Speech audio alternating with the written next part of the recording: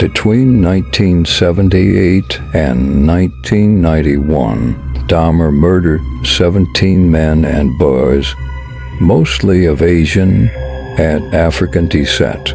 According to the investigations, he raped and tortured his victims. Dahmer, who was revealed to have sexual intercourse with corpses, kept the parts of his victims and ate them after a while. Serial killer who killed 17 people in America between 1978 and 1991. Jeffrey Lionel Dahmer, also known as the Milwaukee Cannibal or the Milwaukee Monster, was born on May 21, 1960, and was killed on November 28, 1994, as a result of a severe blow to the head by another inmate, Christopher Scarver, at the Columbia Correctional Detention Facility, where he was incarcerated.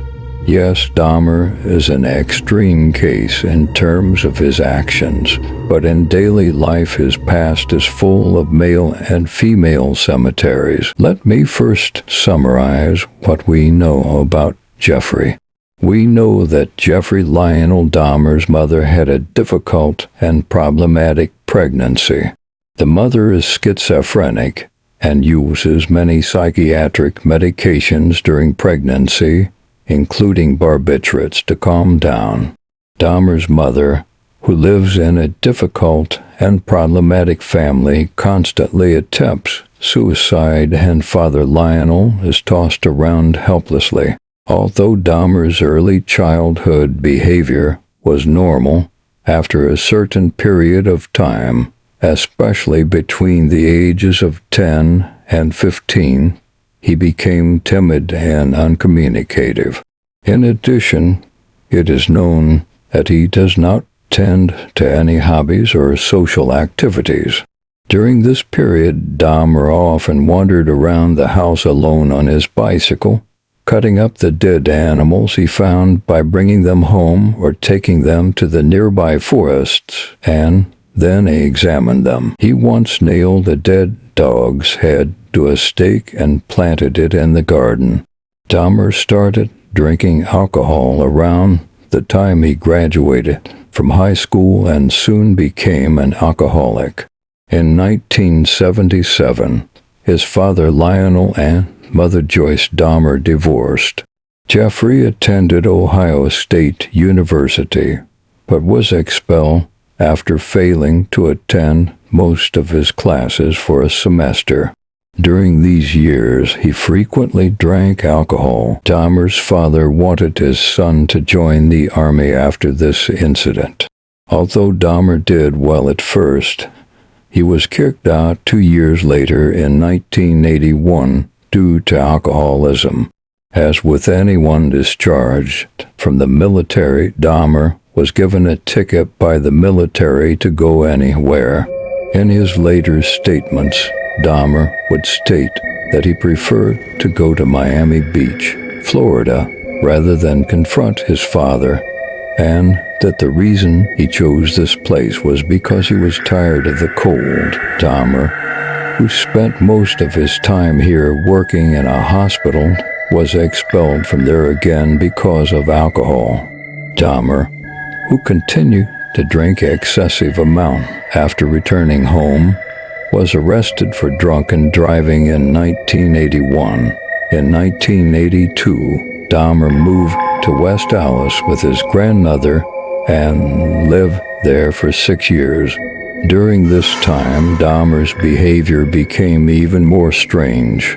She once placed a store-stolen, decorated male mannequin in her wardrobe. Another time, his grandmother found a .357 Magnum under his bed. Again, after the bad smell coming from the basement, Dahmer told his father that he had disintegrated a dead squirrel with chemicals. He was also arrested twice for indecent exposure in 1982 and 1986. The reason for his second arrest was that he masturbated in front of two boys. In the summer of 1988, Dahmer's grandmother asked her to leave the house because of her grandson's strange behavior, late arrivals, and the smells he left in the basement. So Dahmer found a home on Milwaukee's west side and started working at the Ambrosia Chocolate Factory. On September 26, 1988, on the first day of his move, Somsak was arrested for drugging and abusing a 13-year-old boy named Synthesimphone. He was then released pending trial for 5 years and received a prisoner's work permit for 1 year. Dahmer received parole 2 months early and moved into his new apartment. Immediately afterwards, he continued his murders and rapes at full speed until his capture in 1991. Jeffrey Dahmer committed his first murder in the summer of 1978, while he was still living with his father. When no one was home, he picked up a hitchhiker named Stephen Hicks, took him to his father's house, and suggested they drink beer and have sex together. However, when Hicks wanted to leave, Dahmer killed him by hitting him in the head with a 5-pound dumbbell. Dahmer buried the body in the backyard. The murder of Dahmer's next victim, Stephen Twomey, occurred 9 years after this incident. After Twomey's murder, Dahmer continued to kill intermittently. He killed 2 men in 1988 and 1 in 1989. The victims of the murders in this process generally consist of men chosen from gay bars. Dahmer killed these people after having sex with them. He even kept the skull of Anthony Sears, whom he killed in 1989, until he was caught. The house he moved into after leaving his grandmother in May 1990 became famous as Dahmer's murder base. Apartment 213, 924 North 25th Street, Milwaukee. He committed 4 murders during 1990 and 8 during 1991.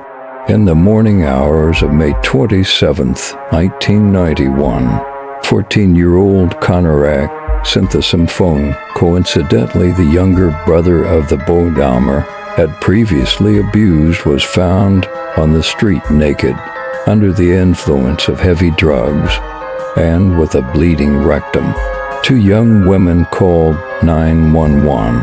Although Dahmer tried to run downstairs and take his victim by force, the women prevented him. Dahmer told the police that Synthesimphone was his 19-year-old boyfriend and that they had an argument while drinking. Despite all the objections of the women who called 911, the police returned the child to Dahmer. Police later stated that when they returned to the apartment, they noticed a foul odor coming from inside, but did not investigate it. The smell here was the decomposing body of Dahmer's previous victim, Tony Hughes, in his bedroom. These 2 police officers did not make any investigation about Synthesimphone's age, and by not checking Dahmer's identity, they prevented it from being revealed that he was actually a child molester who was released pending trial. That night, Dahmer killed and dismembered Synthesimphone and kept his skull as a souvenir. By the summer of 1991, Dahmer was killing someone on average every week. He killed Matt Turner on June 30th, Jeremiah Weinberger on July 5th, Oliver Lacey on July 12th, and finally Joseph Brandehoft on July 19th. Dahmer had the idea that he could make zombies out of corpses.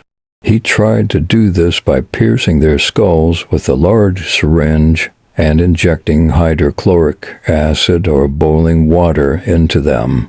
Other residents of Oxford apartments filed complaints, citing bad smells coming from apartment 213, chainsaw noise, and the sound of heavy items frequently falling on the floor. On July 22, 1991, Dahmer invited Tracy Edwards to his home.